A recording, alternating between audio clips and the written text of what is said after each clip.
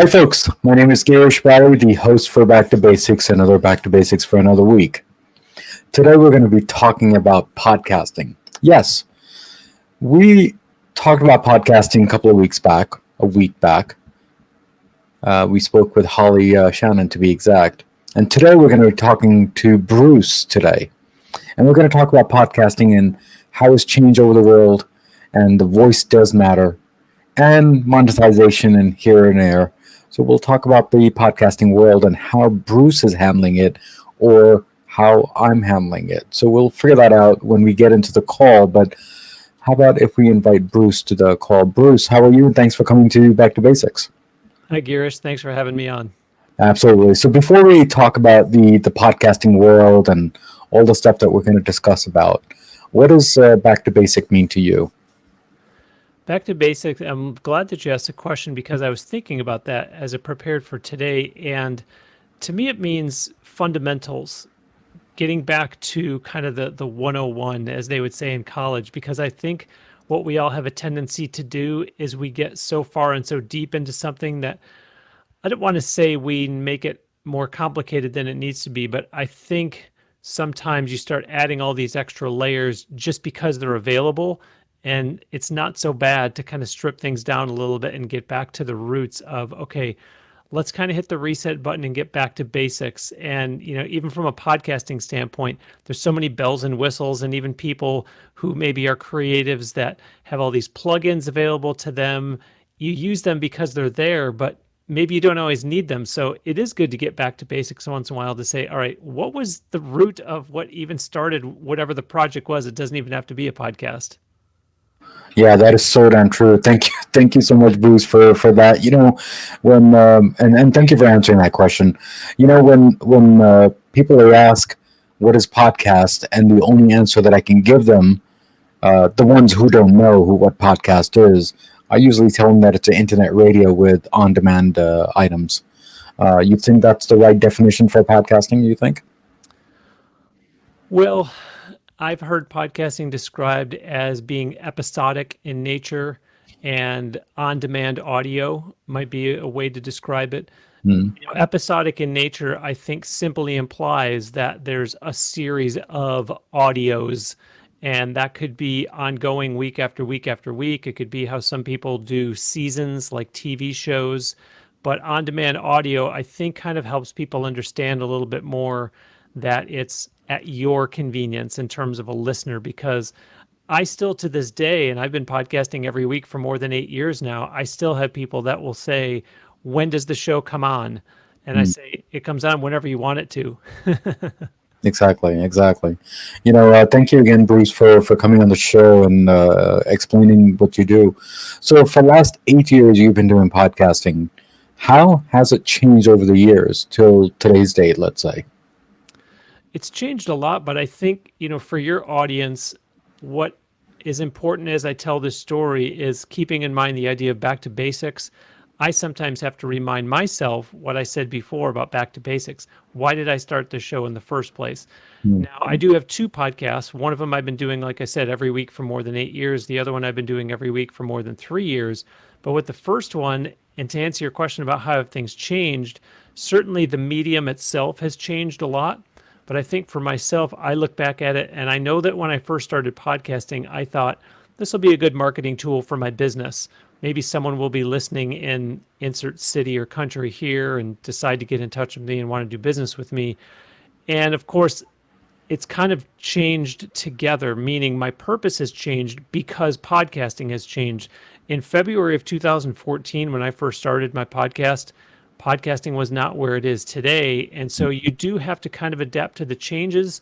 At the same time, we all know that our businesses change. And so there kind of becomes a little bit of a different direction that you go in with your podcast, even though the listeners might not necessarily know it. So for my case, instead of deciding how can I get new business out of this show, I found, Girish, that the people that I was interviewing week after week, month after month, year after year, were becoming tremendous contacts for me so that I could better serve my clients through those relationships that I was building. So it almost kind of took on a different meaning for me because I thought these conversations are valuable in and of themselves in terms of the content, but the fact that my interviews were 45, 50, 55 minutes, sometimes an hour long, you can really do some relationship building then. If you interview someone for 5 minutes, they're not going to remember you 6 months later. But when Mm. you really have a substantial conversation, not to mention the time before you start recording and then after you're done, you've been on the phone with that person for maybe sometimes as much as 75 minutes. And so for me, it has changed over the years because I've thought, okay, if I can really connect with somebody, and of course, you're not going to hit it off with every single person that you talk to.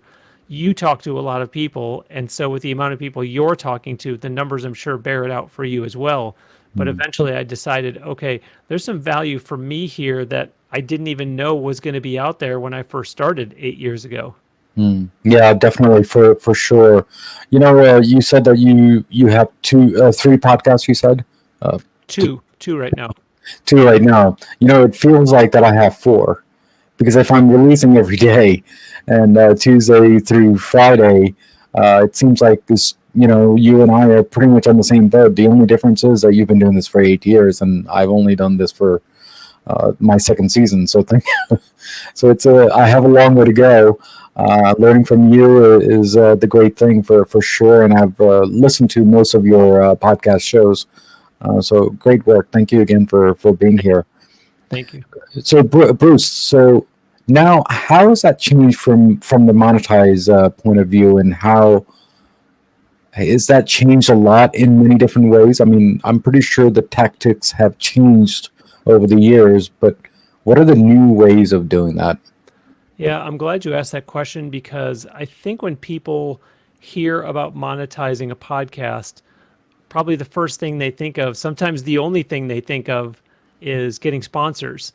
Mm. And I'm sure I was guilty of that. I probably thought 8 years ago what companies would be logical to advertise on my podcast. And so what has changed over the years is you start to see that number one, there are more ways to monetize a podcast than just having sponsors. Of course, that's a wonderful way, but I think you not only learn, Girish, what those other methods are, but you also get to find out more about what your own brand is, who your audience is, and what makes sense. One of the teachings that I do is that you can't start a podcast and already be asking from day one, how can I monetize this? Because then you're getting into it for all the wrong reasons. You really need to focus on just getting the reps and becoming a podcaster and delivering good quality content.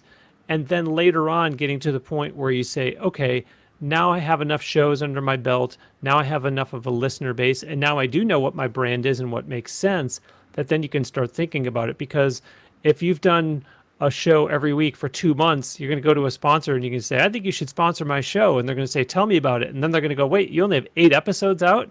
Like, this is not a proven product yet. Why would I start spending money with you already?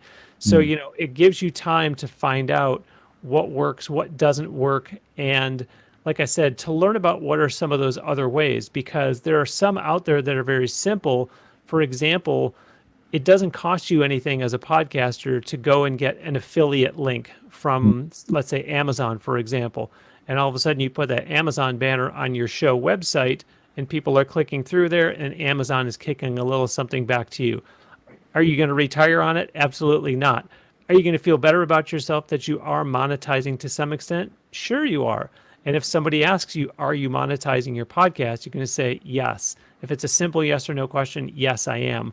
But I think, Girish, the other thing that starts to happen is the more time that you spend in podcasting and the more that your name gets around the podcasting community and the more people that you meet, some opportunities open up for you that, again, wouldn't be there if you didn't have a podcast. So in my case, whereas I said I have 2 shows right now, there was a show that I used to do every other week for a year and a half.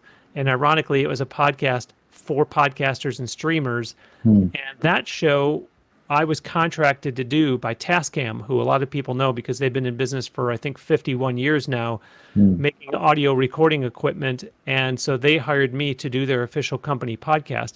That was because I had established myself as a podcaster because of my Now Hear This entertainment podcast. So a lot of people get confused when I say that's a way that I'm monetizing. And they'll say, no, I mean, how are you monetizing your Now Hear This Entertainment podcast? And I say, I understood your question and I'm answering it. If it wasn't for the success that I was having with the Now Hear This Entertainment podcast, Tascam would not have contracted me to do a podcast for them. So that's why I want your audience to understand that there are different ways to monetize a podcast that don't have to just be in the form of trying to go and get sponsors. And that's going to be one that's going to be real attractive to people. But I also want people to kind of temper their enthusiasm and not expect people to throw all kinds of money at something. I'm going to say until it's established. It still doesn't mean once it's established that they're going to throw all kinds of money at you. Yeah, thank you again, Bruce. But let me go and talk to my audience here because I have some thoughts here. You know, listeners, I want you to understand here. Now, if you have 5 episodes and you want to get sponsorships, go for it. No issues at all. But the thing is that that's a hit and miss if you get the sponsorship, right? But what Bruce is saying is that if you have enough portfolio to show what type of work you have, it makes it easier for the other person to give you money in a good way, strategic way, right? Now, there are other podcasters out there which does very differently. Do affiliate links. They can do that too, and we're not saying don't do it, right? But there's a way to do it, and there's a different way to do it. So there's no right and wrong way. We're just giving you opinions from what Bruce has done in the last 8 years and what I'm doing for the last 2 years now. So, Bruce, thank you again. Do you agree with what I said here? What are your thoughts on that? I do. And as I said, I have a list. If folks want to email me, I'll send them the list. Bruce@nowhearthis.net is my email address. And there's 12 different ways on there. I'll just real quick give you 2 more, which kind of further your point that if you want to try it and if it works for you, great. If not, you do have to kind of understand, Girish, what you just said, that it's not for everybody. And it does depend on how far along you are. Because, for instance, a lot of people will say, well, I should start up a Patreon and maybe people will want some bonus content for me or some special gifts. They might, but it goes back to building that audience first. And again, building your product, because if you're only, to use the example I used before, if you're only 8 episodes in and you start asking people, contribute to my Patreon, join up as a patron, they're going to say, well, I have to like your show and like you as a host and get used to what the content is first before I all of a sudden start giving you money for bonus content. So that's a consideration. And the other thing is, this is a little bit different, but my second show is called Catholic Sports Radio. And Catholic Sports Radio is a ministry for me. I don't get any income from doing that. I don't have any sponsors. I openly say that on that podcast. And so I ask people to donate. And I say, if you like this ministry, if it's helping you, if you believe in what I'm doing, and if you want to support this show, I have a donate button on the website. And so people do contribute to me that way. But again, I've been doing that show every week for more than 3 years now. And it really is going to depend on what your subject matter is. If you're sitting around doing movie reviews, I don't know if people would just take money out of their pocket and donate it to you through PayPal or Cash App or whatever you have set up. But Patreon might work for you because maybe you have some gifts or some bonus content or some behind the scenes, something that they'd be interested in. Another way to monetize is merchandise. But I think people get so attracted to the idea of coffee mugs and shirts and hats with their podcast logo on it that they don't realize that that might not be your audience. It doesn't mean they don't like your show, and it doesn't mean you don't have a big audience. They just might be into buying hats and T-shirts and mugs is all. That's right. Yeah, thank you again. And guys, here's one example of what Bruce is saying. If you look at the link on the bottom there, link tree. If you go to Linktree and do Back to Basics mode, there's an option there to go and give donations to Back to Basics to improve their productions, just to help each other out. Now, I'm pretty sure Bruce will give me some donations. I'm pretty sure whoever's listening will give me donations. That's another way of doing it, and I just gave you an example there. So if someone wants to give me donations, go for it. So, Bruce, what are your thoughts on analytics? Because I think analytics, people, they don't look at it all, right? There was a person that I spoke with a couple of weeks back, and he says, how do I monetize this? So now the question came up is, How many listeners do you have? Which demographic is it from? Is it audio based only or is it video based only? What are you looking at, right? He didn't really have an answer. So how do we explain to people that analytics is the key to ask for sponsorships money? So what are your thoughts on that? Yeah, you hit the nail on the head, Girish, because that's pretty much the first question that they're going to ask you is if you go to someone that you're trying to spend money on your show, meaning a sponsor, they're going to say, well, how many downloads are you getting? And so, yes, once you give them that answer, then they are going to start drilling down into where are these people from? What's the breakdown of male versus female? Do you have an age breakdown? And the less that you're able to answer these questions, the less chance you have of them committing to you. You're going to be in a situation where the people that are going to sponsor you are going to be people that are friends or people that have something where they just want to try it for 3 episodes. And, you're in it for the long haul, hopefully. And so you want them to be in it for the long haul. You don't want someone to kick the tires and say, I'll advertise for 1 or 2 or 3 episodes, when the other statistic that you need to know as you're giving people data is it helps you to educate the sponsors and say, well, we do know in the world of podcasting that listeners need to hear something 7 or 8 times before they will actually take action on it. So when you tell them, I have a minimum buy of 8 episodes, they understand that it's not a money grab, it's for their best interest so that the audience will get used to hearing those ads and say, I've been hearing Girish talk for a while now about insert product here. I think I'm going to check it out. And those analytics become so important because you're right. If someone says, tell me about your show, and you just describe what it's about, and they say, well, what about the numbers? And then you say, what about the numbers? Well, you're going to be off to a bad start in that conversation. Yeah, for sure, for sure. Thank you again for that. The other thing, guys, if you're whoever's listening on this show here, I want everyone to go to Bruce's show or even my show and just rate and comment. It's as simple as that because it gives us gratitude that you guys are listening and giving us ratings. Because that's the only way to leverage that, I have a good listening viewing on this show itself, let's say. So, it does help, doesn't it, Bruce? It does. And, one thing I tried to do, Girish, and I think I'm going to do this again. In fact, I did this before with my Now Hear This Entertainment podcast. And not only is it about time for me to do it again, but I've never done it with my Catholic Sports Radio podcast. So I'm going to do one for that too. And I'm talking about a survey. And so for your audience, when you hear Girish say what he just did about giving him feedback, giving me feedback on mine, it means so much to us because that's our method of reacting to, do you like what I'm doing? And are you enjoying the show? And so if you post a nice comment that says, I really love your show, Girish, keep up the great work, and maybe even I enjoyed your interview with insert guest name here, that tells Girish that he's on the right track. When I did my survey the first time that I sent out, I asked questions such as, what am I doing that you like and wish I would do more of? What am I doing that you dislike and wish that I would do less? What am I not doing that you wish I would add to the show? And that way the audience feels like they have a voice and they notice the changes that you're making because of them. So I encourage the audience to take part in surveys if podcasters are asking for it, to give reviews that are not just, yay, love the show. That's nice to hear, but we really want something substantial that we can digest and appreciate or digest and react to. If someone says, you don't tell enough jokes on the show. Okay, I'll try to be funnier, but that's helpful feedback to us. Or if they say, I love when you give us insights about the music business from your own personal experience. Okay, then I need to stop leaving it all up to the guest and I need to add more of my own.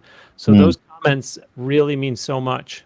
Yeah, thank you again. And guys, if you think that this is helpful, how about if you tag a small video and tag it into any social media handlings that I have for Back to Basics, and let us know what are your thoughts and if Back to Basics has helped you in many different ways.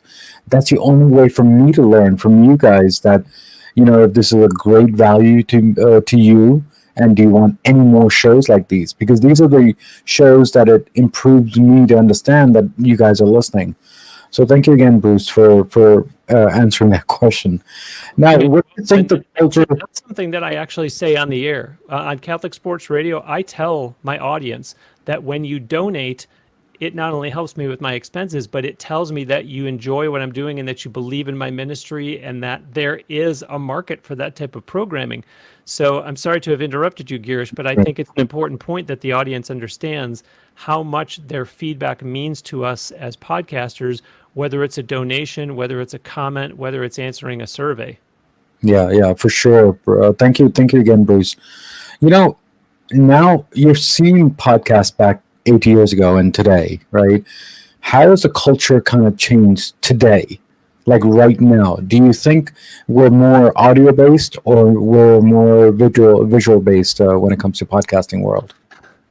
I'm laughing because I'm going to tell you that I think it's more visual based, and everybody and anybody will tell you video is so important. Video is so important. Everybody's consuming video. That's why we have platforms like TikTok that are emerging, and they talk about how big YouTube is.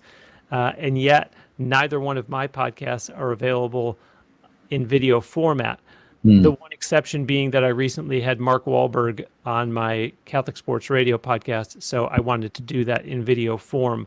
At the same time, as much as we know that so much is being consumed video-wise as compared to even 8 years ago when I started, I have found it interesting when I have gone to podcasting conferences.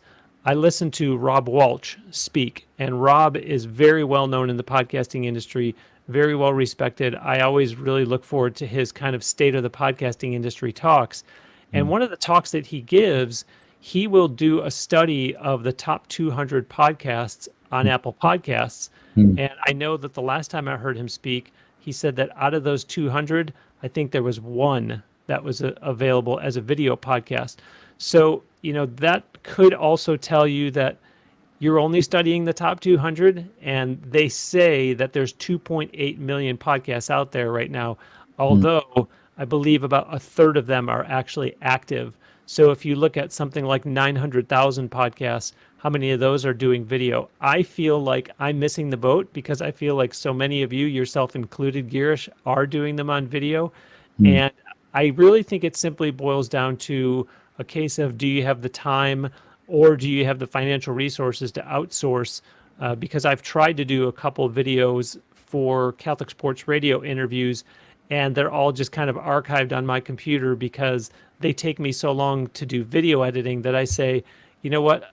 If it ain't broke, don't fix it. I'm doing just fine releasing them as audio. I don't have the time to do audio. I don't have the time to do video versions of them, and it's not important enough to me to pay somebody. But that's just me, and it also doesn't mean that that's the right answer. I think it really is an individual basis of, do you have the ability to get it out in video format? Because if you do, by all means, I would encourage people to do it video, since that is being so widely consumed these days. Yeah, so guys, whoever's listening and who wants to do video or even audio based, right? Back2Basics has started their production company too. So we're helping other podcasters to do editing for video and for audio. So contact me and let me know. And Bruce, I guess you're one of them too. So anytime you want to contact me, let me know. But we're all getting into the video and the audio based podcasting, and that's just how the culture is. Now, do you think, let me ask you this, can anyone become a podcaster? That's a loaded question. It is. I would say no. I can't see my mom becoming a podcaster. She's 83 years old. Okay. I could see my brother becoming a podcaster. I really think it has a lot to do with, as much as I'm making it sound like age, there also really has to be some kind of platform. What are you starting a podcast about? And as much as we could all sit here and say, oh, you could start a podcast about anything, I'm someone that really believes that if you're going to get into podcasting, you really want to get into it for the long term. It's not something that you want to just try out for 2 months or try out for 6 months or even try out for a year. And so you have to really think about, what is it that you're so passionate about that you could talk about it and talk about it and talk about it and talk about it for weeks and months and years. And even if that means interviewing a guest, they're still going to get to a point where you don't want to be, I don't know, 16 episodes in and you're already reusing content that you talked about on episode 2 or talked about on episode 5. So can anyone become a podcaster? I'd like to think the answer is no. There's people who flat out just wouldn't be interested in it. So as accessible as it has become, it is very easy. The barrier of entry is so low now to get into podcasting. At the same time, I don't think it's for everyone. I think you really need to have a purpose, even if that purpose is as a hobby. Someone really likes, for some reason, I always use the example of the New York Jets. Somebody decides, I'm a huge fan of the New York Jets, and I just want to do a podcast to talk about their football games every week, or the draft, or their training camp, or whatever. If that's your purpose, great. But again, people want something out of it. They want to feel as though they were entertained. They want to feel as though they learned something, and they don't want someone who's just going to ramble on just for the sake of talking. Yeah, for sure, Bruce. Thank you again. And before you leave today, Bruce, do you have any last words for all my Back to Basic listeners and viewers? And how is your journey on Back to Basics too, on top of that? Yeah, I think the final words I would leave you with are, if you're going to consider getting into podcasting, do what I just said, which is get into it for the long haul, but don't get so caught up in all the bells and whistles and all the, you can do this, this is available, you should try that, because it's what we talked about at the very beginning, back to basics, that you really just want to know what your message is, have a good show, provide good quality content on every episode, and then just move forward with that. Get the reps, build an audience, establish what your brand is, establish what your identity is as a podcaster, and don't get distracted by the shiny things, as they like to say. And you'll find that it makes you more focused because you're not having to do all these different things that you're trying to add on just because it jazzes up the show. Ultimately, people are coming there, like I just finished saying, to get entertained, to learn something, and to feel that it was time well spent. So to answer your other question, Girish, my time has been well spent talking to you. I've really enjoyed this, and I hope your listeners have found some value. And like I said, if they want to write to me, bruce@nowhearthis.net, I'll be happy to send that document that shows 12 ways to monetize a podcast and answer any other questions about podcasting. Yeah, of course. Thank you again, Bruce, for coming here and sharing your knowledge after a whole bunch of years, 8 years. And I look up to your work and learn from you every single time. And I'm learning a lot of things from you. So thank you again, Bruce, for coming here, and definitely an honor. My pleasure. Thank you. Thank you. So guys, we spoke with Bruce today, and we talked about the basics of podcasting. We talked about the basics of monetizing. Bruce did also say that podcast is not for everybody. There's only certain people who needs to get into podcasting because it's a very, very long journey. But you have to be very passionate about it. Now, as usual, as always, there is a quote of the day from Back to Basics, and hopefully Bruce will like that quote of the day. The quote of the day is, "Nothing can stand in the way of power of millions of voices calling for change." Because, guys, voice does matter at the end of the day. And it depends on how you want to vocalize it. And that's what podcasting is all about. Actually, just for me, that is. I don't know about everyone else. But guys, as usual, as always, what do we always say at the end of the episode? Everything in life goes back to basics, and that's what we did today, guys. Guys, take care. God bless. Keep on commenting on all my episodes because it makes me stronger day by day, week by week, and that's what Back to Basics is all about. And the 3 things, according to me, this show and every show makes it a hit for me, that is, which is the content, the guest, and definitely the host. Guys, take care. God bless, and I will see you next week on Back to Basics.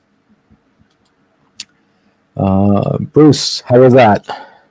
Wow, that's tight. I think it's at 29:20.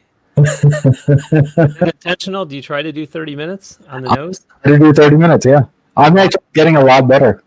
During my pre-call, I used to tell them,